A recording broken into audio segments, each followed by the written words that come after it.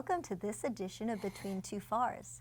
I'm Warnicki Miller here once again with Michael Mark at Langley Research Center, and we've been talking about the importance of the Competition and Contracting Act and, more importantly, the exceptions to it. Today we'd like to focus a little bit on the sole source exception. We see a lot of that coming across our desks, and we want to kind of dive into what you should be looking for as an attorney and some of the pitfalls that maybe we can help our contracting officers make sure they get a JOFOC that's going to work. So why don't we just jump right in? Can you tell me again a little bit about SECA and this exception to SECA? Okay. SECA requires us to compete for contract awards, but it recognizes there are a number of exceptions, one of which is only one source available, and that's in the FAR. So if there is only one source available, then you can go without competition, but you have to justify it. In NASA, we call that a JOFOC, a justification for other than full and open competition. In DoD, they called it a JNA, a justification and authorization to sole source. What that requires is that you have to do your homework before you can do that.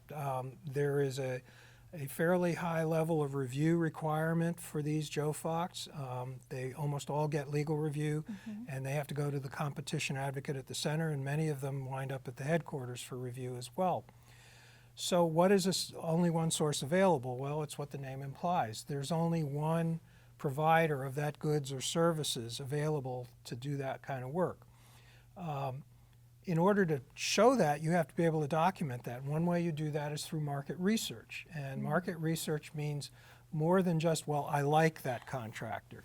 It means that you've done some homework to show that nobody else can meet your need. So you have to identify what is your need and what makes that need, I'll call it unique.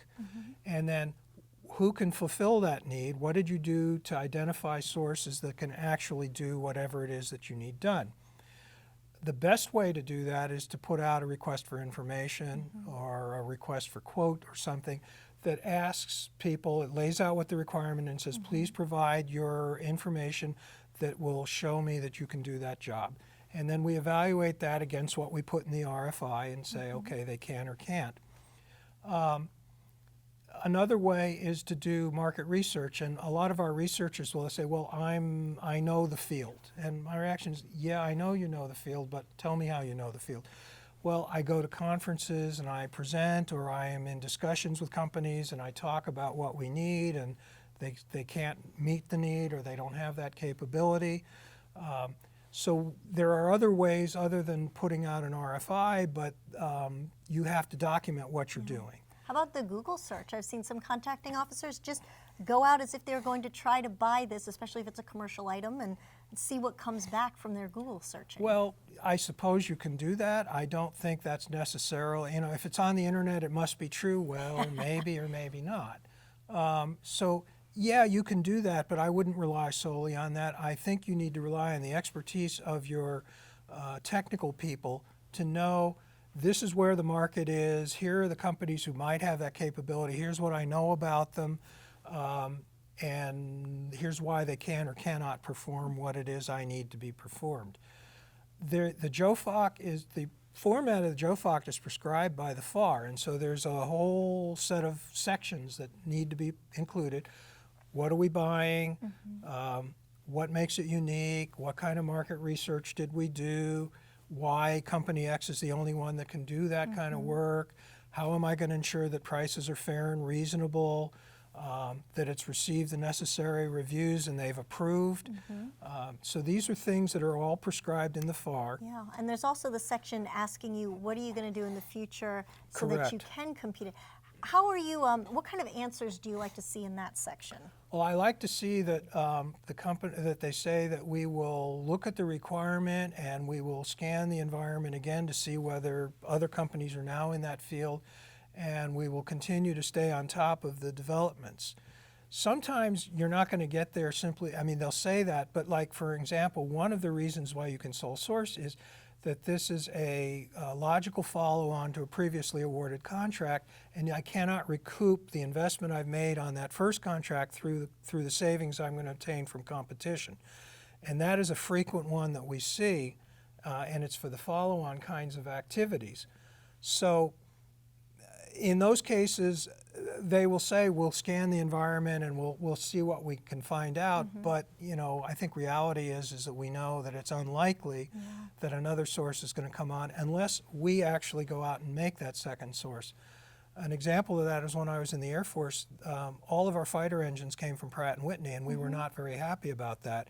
So we kind of forced General Electric into that field. The way we did it was we used the industrial base exception.